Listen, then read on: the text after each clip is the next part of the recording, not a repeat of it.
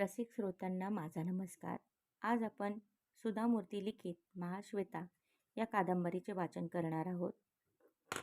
पहाटेचं थंडगार वारं खिडकीतून शिरून चेहऱ्यावर आलं. तेव्हा थकलेल्या, घामाजलेला आनंदचा जीव थंडावला. रात्रभराच्या कामानं तो दमून गेला होता. बाळंतिणीची नवजात अर्भकाला पाहण्याची तीव्र इच्छा आणि नवजात बालक मात्र रडायला तयार नव्हतं. मुळात हृदय कमकुवत असलेल्या गर्भारशीनं संपूर्ण रात्रभर क्षणोक्षणी मृत्यूशी दोन हात करत जन्म दिलेलं ते बाळ. तिच्या बरोबरीने आनंद आणि त्याचे प्राध्यापकही रात्रभर मृत्यूशी झगडा देत लढले होते. प्रोफेसर देसायांच्या कर्तृत्व शक्तीपुढे तर ते मोठंच आव्हान होतं. आनंदही एका नव्या अनुभवातून जात होता. सारी रात्र ते तिघंही जागेच होते. ऑपरेशन यशस्वी झालं. बाळ भूतलावर उतरलं. पण न रडून त्या बाळानं सगळ्यांपुढेच यक्ष प्रश्नच टाकला होता. त्याच्या नाजूक कोवळ्या ओठांवर आपले जाडे भरडे ओठ ठेवून आनंद कृत्रिम श्वास सुरू करण्यासाठी धडपडत होता. अखेर एकदाचं बाळानं अगदी नाजूकपणे कुई असं केलं. डॉक्टर देसायांच्या चेहऱ्यावर समाधानाचं हास्य पसरलं. त्यांनी सुटकेचा निश्वास सोडला. आनंद, आणखी रडू दे, असं सांगून ते हात धुवायला निघून गेले. एवढा वेळ उभे असलेले बालरोगतज्ञही आवरून निघाले. जाता जाता ते म्हणाले, मुलगी ना, मग नक्की जगेल, शिवाय पुढं रडेलही भरपूर. तिथं फक्त आता बाळ, बाळंतीण, आनंद आणि नर्स प्रभावती राहिले. एव्हाना बाळ मोठ्यानं रडू लागलं होतं. प्रभावतीच्या चेहऱ्यावरही हसू होतं. लेबर रूममध्येच केस पांढरे झालेल्या प्रभावतीच्या मनात आलं, जन्मता मुलांपेक्षा मुलगी काटक असते, पण पुढच्या आयुष्यात मात्र तिला सतत पुरुषापुढे नमतं घ्यावं लागतं ना. मनातले सर्व विचार बाजूला सारून ती लगोलग पुढच्या कामाला लागली. आनंदही लगोलग बाळाच्या जन्माचा सगळा तपशील भरायला त्याने सुरुवात केली. वेळ, तारीख, आईवडिलांचं नाव, जात, सर्व. बाळाच्या आयुष्यात आई आणि वडिलांचं सारखं स्थान असतं. बाळाची आई हीच याविषयी कुठलाही संशय नसतो. पण बाळाचे वडील कोण याविषयी मात्र तिथं कुठलीच खूण नसते. आई जे नाव सांगेल तेच बाळाचे वडील. किती विचित्र हे! मृत्यूच्या मुखापर्यंत जाऊन माघारी आणणाऱ्या या प्रत्यक्ष जननक्रियेत पुरुष फक्त प्रेक्षकच असतो. त्यानं बाळाकडे क्षणभर बघितलं. त्याच्या मनात उमटणाऱ्या क्रिया प्रतिक्रियांपासून मुक्त असलेलं बाळ मात्र रडून रडून लालबुंद होत होतं. आनंदनं हातातल्या घड्याळात पाहिलं. 7 वाजले होते. ड्युटी संपली होती. लवकर घरी जाऊन मस्तपैकी झोपून जाण्याची तीव्र इच्छा होत होती. हात धुवून ड्युटी रूममधून आपला एप्रन घेऊन बाहेर निघतानाच समोरच नर्स प्रभावती भेटली. डॉक्टर, सरांचं घड्याळ इथंच राहिलंय. तुम्ही जाता जाता त्यांना देऊन जाल का? आनंदच्या लक्षात आलं, रात्रभराचा ताण आणि दमणूक यामुळे देसाई सर ते घड्याळ इथेच विसरून गेले असावेत. नाहीतर ते अतिप्रिय घड्याळ ते कधीच विसरून जाणं शक्य नाही. प्रभावतीनं दिलेलं घड्याळ खिशात ठेवत तो हॉस्पिटल बाहेर आला आणि तिथं उभ्या असलेल्या चकचकीत स्टील कलरच्या नव्या करकरीत ओपेल ऑस्ट्रा कारमध्ये बसला. एव्हाना देसाईंचं ते घड्याळ बरंच प्रसिद्ध पावलं होतं. डॉक्टर देसाई इंग्लंडमध्ये शिकत होते तेव्हा त्यांच्या तिथल्या प्राध्यापकांनी ते घड्याळ त्यांना दिलं होतं. वर्गात शिकवतानाही आपल्या त्या प्राध्यापकांच्या बुद्धिमत्तेविषयी, शल्यकौशल्याविषयी आणि मृदू हृदयाविषयी सांगितल्याशिवाय त्यांचा एकही दिवस जात नसे. एकदा तर एका विद्यार्थ्यानं भर वर्गात त्यांना खोडसाळपणे विचारलं होतं, सर, तुम्ही हे घड्याळ कुणाच्या हातात बांधणार? त्यावर ते म्हणाले होते, फारच चांगला प्रश्न आहे. यंदा MBBSला जो कुणी पहिला येईल त्याला हे नव्हे दुसरं रिस्ट वॉच मी देईन, आपलं HMT. आनंद पुन्हा आपल्या घड्याळाकडे पाहिलं. हे काही त्याच्या दृष्टीने केवळ वेळ दाखवणारं घड्याळ नव्हतं. MBBSच्या परीक्षेत पहिला आल्याबद्दल देसाई सरांकडून मिळालेली ती भेट होती. त्यानं क्षणार्धात तडक घरी जाण्याचा विचार सोडला आणि कार देसाईंच्या घराकडे वळवली. वयोपरत्वे विसराळू बनत चाललेले सर घड्याळ न दिसल्यामुळे कसे सैरभैर झाले असतील या विचारानं तो व्याकुळ झाला. तो घरी पोचला तेव्हा देसायांच्या पत्नी हॉलमध्येच रेडिओ ऐकत बसल्या होत्या. त्याला पाहताच त्या उत्साहानं म्हणाल्या, "ये ये, हे काय? इतक्या सकाळी? घरून आलास की हॉस्पिटलमधून?" "हॉस्पिटलमधून. सर घड्याळ विसरले होते ते द्यायला आलो." वसुमतीताई हसल्या. त्यांनाही त्या घड्याळाचा इतिहास चांगला ठाऊक होता. आनंदशी त्यांचं लांबचं नातंही होतं. त्या उठत म्हणाल्या, "थांब आनंद, चहा पिऊन जा." "नको, आई वाट पाहत असेल." त्याच वेळी देसाई सर आपल्या खोलीतून बाहेर आले. त्यानं दिलेलं घड्याळ खुशीनं मनगटावर बांधत ते म्हणाले, "अरे आनंद, वसुमतीनं आज तुला जेवायला सांगितलंय. मीच सांगायला विसरलो तुला. त्यापेक्षा तू असं कर, इथंच थांब आणि मग जेवूनच घरी जा." "नको सर, आई घरी एकटीच आहे." आईचं कुकुलं बाळ तू. मी इंग्लंडला गेलो तेव्हा तुझ्यापेक्षा लहान होतो, एकटाच." "अहो, तोही इंग्लंडला जाईल तेव्हा एकटाच जाईल ना." वसुमतीताईंनी त्यांना मध्येच अडवलं. नंतर आनंदकडे वळत त्या म्हणाल्या, "बऱ्याच दिवसात तू इकडे फिरकला नव्हतास म्हणून निरोप पाठवला होता. त्यात आज श्रीनाथही आलाय. राधाक्कालाही फोन करून कळवेन मी." श्रीनाथ वसुमतीताईंचा भाऊ. तो अजूनही साखर झोपेत होता. आता आनंद पुढे कुठलाच मार्ग नव्हता. त्याच्याच डोळ्यांवर मात्र झोपेची झापड येत होती. हे लक्षात येऊन देसाई सर त्याला म्हणाले, "तू असं कर, वरच्या गेस्ट रूममध्ये जाऊन झोप काढ बघू. जेवणाच्या वेळेस तुला मी बोलवतो." देसाई सर आणि आनंदचं नातं फक्त गुरु शिष्याचं नव्हतं. सरांना फक्त 2च मुलगे होते. मुलगी असती तर त्यांनी आनंदला जावई करून घेतला असता, असं वर्गातली मुलं नेहमी म्हणायची. सरांविषयी मनात पराकोटीचा आदर असला तरी आनंद त्यांच्यासमोर संकोचून जायचा. गेस्ट रूममध्ये गेल्या गेल्या बूट आणि एप्रन काढून त्यानं बॅगेतला नाईट ड्रेस अंगावर चढवला आणि अंथरुणावर अंग टाकलं. झोपेला निम्म मरण का म्हणतात आणि ते किती खरं आहे, या क्षणी कुणी काही देऊ केलं तरी झोपेपुढे तुच्छ आहे. साऱ्या जीवनातलं सुख झोपेत एकवटलं आहे, असा विचार करत त्यानं कुसपालटून भिंतीकडे तोंड केलं. त्याचा डोळा लागणार त्या क्षणी त्याला ऐकू आलं, "प्रिया, किती सुंदर आहेस तू. मदनाचा पुतळाच. तुला पाहता क्षणीच मी तुझ्या प्रेमपाशात सापडले बघ." आनंद क्षणभर गडबडला. त्यानं सभोवताली पाहिलं. कुणीच नव्हतं. मग आपण आवाज ऐकला कुठून? त्या नाजूक गोड आवाजानं त्याच्या डोळ्यावरची झोप उडवून लावली होती. तो खरोखर कुणा तरुणीचा आवाज होता की आपल्याला झालेला भ्रम? आनंदचा देखणेपणा ही सर्वमान्य वस्तुस्थिती होती. उंच सुदृढ बांधा, गोरा रंग, कुरळे दाट केस. यामुळे कॉलेजमध्ये त्याला मदन, ही-मॅन, श्रीयुत कॉलेज यासारख्या पदव्या सहज प्राप्त झाल्या होत्या. स्वभावतः गंभीर स्वभावाच्या आनंदची मुली शुकमुनी, गौतम ऋषी अशा नावाने थट्टा करायच्या. लेडीज रूममध्ये तर हा नेहमीचा त्याचा चिडवण्याचा विषय असायचा. "काय नलिनी, आज वॉर्डमध्ये शुकमुनी तुझ्याकडेच पाहत होता." "सुमा आणि गौतम ऋषींचं पोस्टिंग एकाच ठिकाणी आलं आहे हं. All the best." "का जळतेस एवढी? एवढी ओळख असून एकदाही घरी आल्या नाहीत राजेश्री." हे सारं बोलणं त्याची मावस बहीण अनुसया त्याच्यापर्यंत पोचवत होती. आनंद अंथरुणावर उठून बसला. शांतता पसरली होती. बहुतेक हा आपल्याच मनाचा खेळ असावा या विचारानं त्याला शरम वाटली. त्याचवेळी पुन्हा तो सुश्राव्य आवाज त्याच्या कानावर आला, "या सुंदर अंगाला पाहता क्षणीच मी त्याच्यावर मोहून गेले आहे.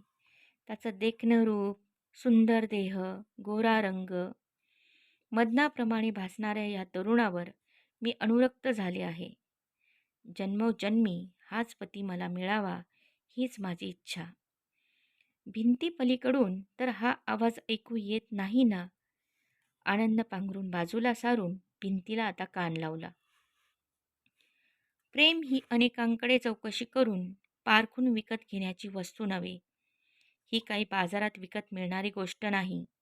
एखाद्या व्यक्तीला पाहताच त्या व्यक्तीच्या संपूर्ण जीवनाशी, तिच्या जीवनातील सुखदुःखांशी जीवनभर एकरूप राहण्याची अदम्य इच्छा म्हणजे प्रेम. या अदम्य इच्छेत जीवन आणि समाजाची सगळी बंधने पायदळी तुडवण्या इतकी ताकद असते. हा कसाही असो, कुणीही असो, कुठंही असो, त्यावरचं माझं प्रेम अचल आहे. हिमालयाप्रमाणे स्थिर, सागराप्रमाणे खोल आणि मानस सरोवराप्रमाणे निर्मळ. त्या गोड आवाजात प्रेमाची व्याख्या ऐकताना रंगून गेलेला आनंद आता भानावर आला तेव्हा चांगलाच गडबडला होता. त्याचवेळी त्याला हुंदके ऐकू आले. कुणीतरी हुंदके देत म्हणत होते, जशी चंद्राची रोहिणी, नारायणाची लक्ष्मी, सूर्याचं जसं कमळाशी नातं आहे, जे वृक्ष आणि वेलींचं नातं आहे, तेच माझं त्याच्याशी आहे. माझ्या जीवाचा जीव आहे तो. हा विरह कशी सहन करू मी? प्रिया, तू नसशील तर ही भूमी मला नरकासमान आहे. हे चंद्रकिरण सहस्र रश्मी होऊन माझं सर्वांग जाळतायत. माझ्यावर तू रागावलास काय? की मी अभागी आहे म्हणून तूही माझा तिरस्कार करतोस? तुला माझी दया येऊ दे.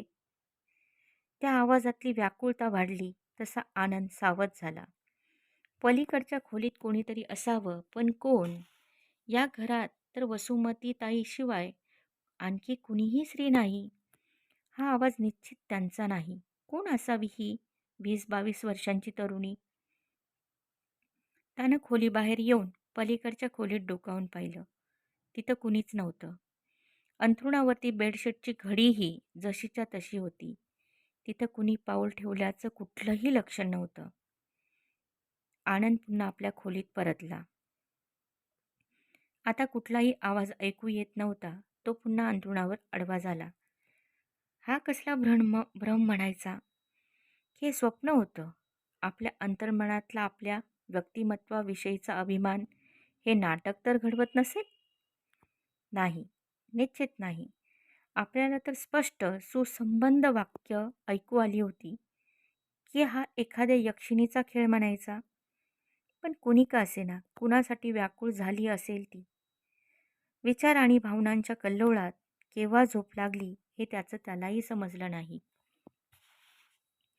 संध्याकाळ होत आली होती. देसाई सर आपल्या एका प्राचार्य मित्रांबरोबर काहीतरी कामाचं बोलत डिपार्टमेंटमधल्या खोलीत बसले होते. वॉर्ड बाहेरच्या टेबल खुर्चीवर बसून आनंद दुसऱ्या दिवशीच्या लेक्चरची टिपणं काढत होता. देसाई सरांनी त्याला बजावलं होतं. आमचं कामाचं बोलणं चाललंय. कुणी आलं तर मी नाही म्हणून सांग. टिपणं काढत असताना त्याच्या मनात गेल्या आठवड्यातली ती घटना तरळून गेली. खरंच कोण असावी ती? जेवतानाही तो आणि श्रीनाथ वगळता आणखी बाहेरचं कुणीही नव्हतं. याविषयी वसुमतीताईंना विचारावं म्हटलं तर ती एक खोडकर बाई. त्याच्या आईला हीच घटना नंतर तिखट मीठ लावून ऐकवेल आणि वर पुस्ती जोडेल. राधाक्का, आनंदला मोहिनी भूतानं झपटलंय हं.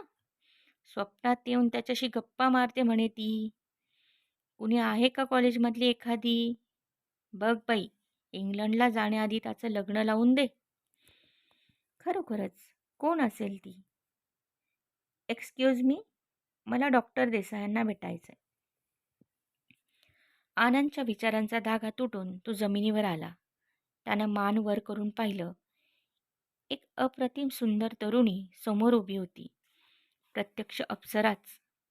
मध्यम उंची, लालसर गोरा वर्ण, रेखीव चेहरा, काळे भोरे मोठे असे डोळे, नाजूक जीवनी, काळ्याभोर केसांच्या दोन्ही खांद्यांवर रुळणाऱ्या जाड वेण्या, अंगावर निळ्या काठाची पोपटी गडवाळ साडी आणि निळा ब्लाऊज. आनंद गोंधळला. हे अपेक्षित असल्याप्रमाणे ती मंद हसली.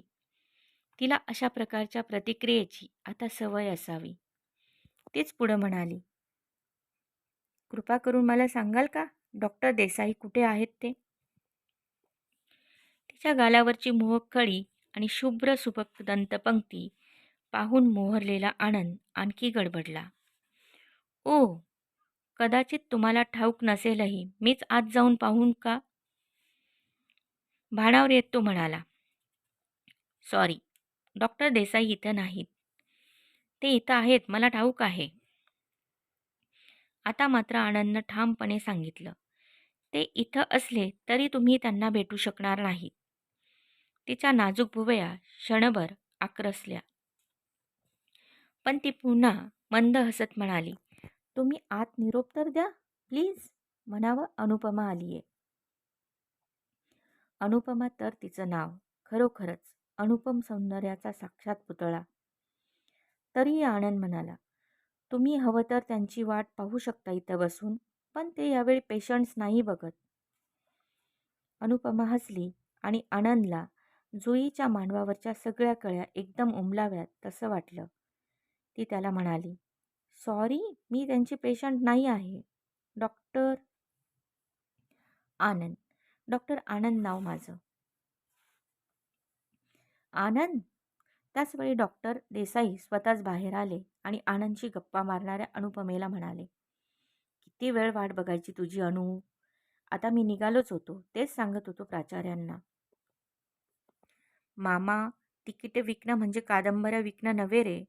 बडबड करायची, पटवून द्यायचं आणि मग तिकीटं खपवायची. शिवाय मला येऊनही थोडा वेळ झाला." बोलता बोलता ती थांबली. आनंदविषयी तक्रार करावी की करू नये या विचारात ती थोडी घुटमळली आणि मग स्वतःला सावरत म्हणाली, "ते जाऊ द्या. तुमच्यासाठी कुठली तिकीटं देऊ ते सांगा." "ओ, विसरलोच मी. अनु, हे डॉक्टर आनंद. माझा अत्यंत हुशार विद्यार्थी. वसूची मावशी राधाक्का ठाऊक आहे ना? तिचा हा मुलगा. एवढ्यात इंग्लंडला निघालाय भारतातल्या विद्वानांची संख्या वाढवायला." मी काही तोंडदेखलं कौतुक करत नाही. याच्यावर सरस्वती आणि लक्ष्मी दोघींचाही वरदहस्त आहे. आनंद संकोचून गेला. "जाऊ द्या सर, आता ते सगळं कशाला?" तिकडे लक्ष न देता देसाई सर पुढे म्हणाले, "आणि आनंद, ही अनुपमा, अनु, माझ्या शामराव नावाच्या मित्राची मुलगी. तिच्याविषयी थोड्यात सांगणं कठीण आहे." "हे बरंच झालं मग. तुम्ही नकाच सांगू. आधी पहिले ही तिकीटं घ्या म्हणजे झालं." आणि ती हँडबॅगमधून तिकिटांची पुस्तकं काढू लागली. "अरे, हिचं नाटक म्हणजे काय तुला ठाऊक नसेल. काय अप्रतिम अभिनय करते ती. तुमची ती कोण जुही, श्रीदेवी सगळ्या फिक्या पडतील हिच्यापुढे. फक्त नाटकच नव्हे, एम.एच्या शेवटच्या वर्षाला आहे. प्रत्येक वेळी फर्स्ट क्लास फर्स्ट. शास्त्रीय संगीतही शिकते. पुरे मामा, आधी 100चं तिकीट घ्या, नंतर हवं तेवढं कौतुक करा." "अनु, अगं मी सरकारी नोकर. तुझं 100चं तिकीट मला परवडणार नाही." "प्राचार्यांचंही माझ्यासारखंच आहे. आनंदसारख्या लक्ष्मीपुत्रांना 100च काय, 500चं तिकीट गळ्यात मार. आम्हा दोघांसाठी मात्र 50चीच फाड हं." "खरं तर तेही जास्तच आहे, खरं की नाही?" हा प्रश्न प्राचार्यांना त्यांनी उद्देशून केला. प्राचार्य म्हणाले, "होय. शिवाय त्या दिवशी मी परगावी जाणार आहे. पण तू माझी विद्यार्थिनी आहे, त्यामुळे एक तिकीट दे मला 50चं. शिवाय तुझं नाटक म्हटलं की माझी मुलगी काही ते नाटक सोडणार नाही."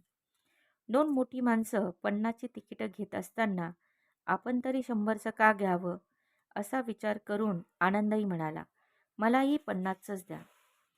अनुपमाने एवढ्या अवधीत त्याच्यासाठी 100चं तिकीट फाडलंही होतं. ती म्हणाली, "डॉक्टर आनंद, तुमच्या दृष्टीनं 100 रुपये म्हणजे काही फार मोठी रक्कम नाही. अपंगांच्या संस्थेच्या दृष्टीनं 100 रुपये ही काही फार मोठी देणगीही नाही. नाटक बघायला मात्र अवश्य यायचं हं."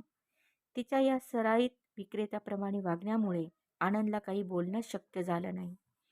अपंगांच्या संस्थेच्या आर्थिक मदतीसाठी जे विविध कार्यक्रम ठेवले होते, त्यात हे आपलं एक नाटक होतं. अनुपमेने त्यासाठी आणि तिकीट विकण्यासाठी बरीच धावपळ केली होती.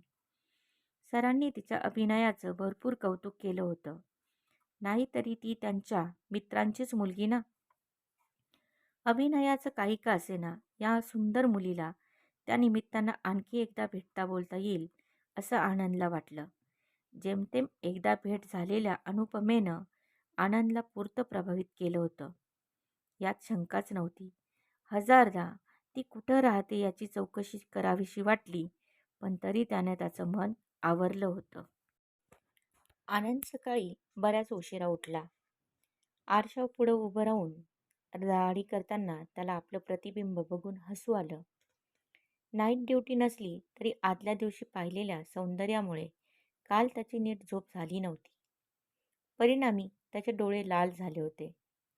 याच्या आधी कितीतरी सुंदर तरुणी पाहिल्या असल्या, तरी या अनुपमेनं आनंदच्या मनात निश्चित प्रवेश केला होता. काळ्याभोर आकाशात हजारो लाखो चांदण्या असल्या तरी एक चंद्रिका ती असतेच ना. या अनुपमेविषयी आणखी माहिती कशी काढता येईल? आणि गळ्यात मंगळसूत्र दिसलं नाही म्हणजे ती अविवाहित दिसते. तरी तिची पार्श्वभूमी काय असावी? आपल्याला पाहून तिला काय वाटलं असेल? रेझर लागून रक्त आलं तसा आनंद भानावर आला. आरशात आपल्या प्रतिबिंबाशेजारी ती उभी राहून हसते असा त्याला भास झाला. या भ्रमाचा आनंदला हसू आलं. ही पुन्हा कधी भेटेल? ती पुन्हा भेटणं शक्य आहे का? त्या तिकिटाची आठवण होताच त्यानं खुशीनं शिळ घातली.